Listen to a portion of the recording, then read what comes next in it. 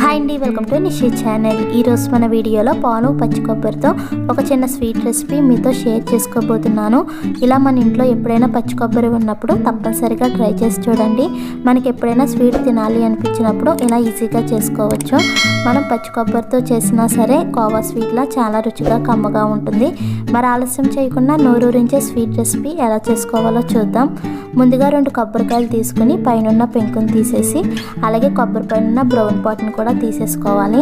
మనం ఇలా బ్రౌన్ పాట్తో చేసుకుంటే కనుక ఈ స్వీట్ కలర్ అనేది కొంచెం డిఫరెంట్గా ఉంటుంది.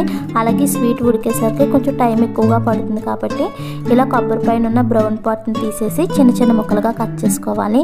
ఇలా కట్ చేసుకున్న ముక్కల్ని మిక్సీ జార్లో వేసుకుని వీలైనంత మెత్తగా గ్రైండ్ చేసుకోవాలి. మనకి కొబ్బరిలో ఎక్కడ కూడా ముక్కలు అనేవి లేకుండా ఇలా సాఫ్ట్గా గ్రైండ్ చేసుకోవాలి. ఇలా గ్రైండ్ చేసుకున్న దాన్ని కొలుచుకొని తీసుకుందాం. మనం ఇలా కొలుచుకొని తీసుకుంటే కనుక మన స్వీట్ అనేది కరెక్ట్గా వేసుకోవడానికి ఉంటుంది. నేను తీసుకున్న 2 కొబ్బరికాయలకి ఈ కప్పుతో 2 కప్పుల వరకు కొబ్బరి తురుము అయితే వచ్చింది. ఇలా కొలిచిన కొబ్బరి తురుమును పక్కన పెట్టుకుని ఇప్పుడు గ్యాస్ పై ప్యాన్ పెట్టి 1 లీటర్ వరకు పాలను వేసుకోవాలి. మనం తీసుకున్న 2 కప్పుల కొబ్బరి తురుముకి 1 లీటర్ వరకు పాలను వేసుకోవాలి. ఇలా పాలకు పొంగు వచ్చిన తర్వాత మంటను మీడియం ఫ్లేమ్లో పెట్టి మనం ముందుగా గ్రైండ్ చేసుకున్న కొబ్బరి తురుమును కూడా వేసుకుని కలుపుకుంటూ దగ్గరకు వచ్చేంత వరకు ఉడికించుకోవాలి. ఇలా మనం దగ్గరుండి మంటను హై ఫ్లేమ్లో పెట్టి పాలు బయటికి పొంగిపోకుండా కలుపుకుంటూ ఉడికించుకుంటే కనుక మనకి స్వీట్ అనేది త్వరగా అయిపోతుంది. మనం లో ఫ్లేమ్లో పెట్టి ఉడికించుకుంటే కనుక ఈ స్వీట్ ఉడికేసరికి చాలా టైం అయితే పడుతుంది. అందుకని అలా కాకుండా మంటని హై టు మీడియం ఫ్లేమ్లో పెట్టుకుంటూ కలుపుకుంటూ ఉడికించుకోవాలి. మనం ఇలా పచ్చి కొబ్బరిని పాలల్లో ఉడికించుకోవడం వల్ల కోవా స్వీట్లా చాలా రుచిగా ఉంటుంది. ఇలా సగం వరకు ఉడికిన తర్వాత 4 టేబుల్ స్పూన్ వరకు నెయ్యిని కానీ లేదా పాల మీద మేగన్ని కానీ వేసుకోవాలి.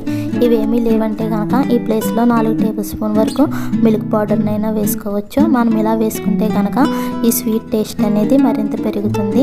ఇలా వేసుకున్నాక మరో 2 నిమిషాల పాటు కలుపుకుంటూ ఉడికించుకోవాలి. అలాగే పాలపైన వచ్చే మేగన్ని చుట్టూ వచ్చే మేగన్ని కూడా పాలల్లోకి కలుపుకుంటూ బాగా ఉడికించుకోవాలి. ఇలా కాసేపు ఉడికాక 2 కప్పుల వరకు పంచదారని వేసుకోవాలి. మనం తీసుకున్న 2 కప్పుల కొబ్బరి తురుముకి అలాగే లీటర్ పాలకి 2 కప్పుల వరకు పంచదార వేసుకుంటే మనకు స్వీట్ అనేది కరెక్ట్గా సరిపోతుంది.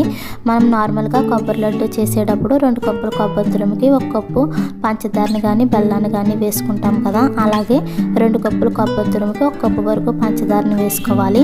అలాగే లీటర్ పాలకి 1 కప్పు వరకు పంచదారని వేసుకోవాలి. ఇలా మనం కొలుచుకుని తీసుకుంటే ఈ స్వీట్ అనేది ఎక్కువ తక్కువ అవ్వకుండా కరెక్ట్గా సరిపోతుంది. ఇలా పంచదార పూర్తిగా కరిగేంత వరకు కలుపుకుంటూ ఉడికించుకోవాలి.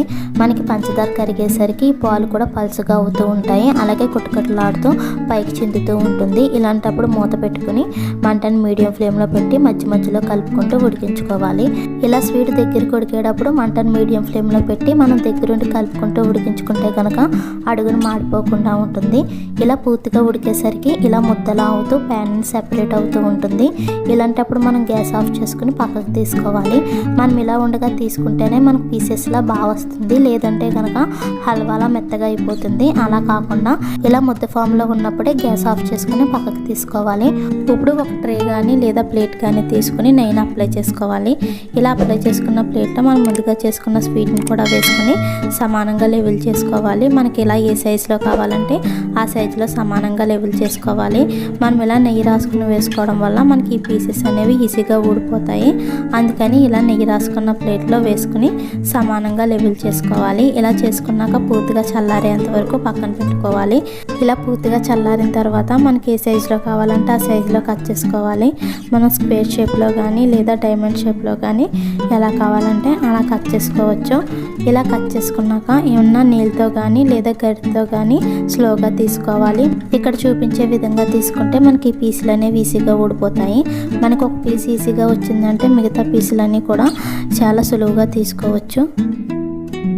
చూసారు కదా మనకి ఎంత సాఫ్ట్గా కోవా స్వీట్లో వచ్చాయో. ఇలా మీరు కూడా ట్రై చేసి చూడండి. మనం ఇలా చేసుకున్న స్వీట్ వారం రోజుల వరకు పాడవకుండా ఉంటాయి. అలాగే ఈ వీడియో మీకు కూడా నచ్చినట్లయితే ప్లీజ్ లైక్ చేయండి, షేర్ చేయండి, సబ్స్క్రైబ్ చేసి పక్కనే ఉన్న బెల్ బటన్ని క్లిక్ చేయండి. Thank you for watching.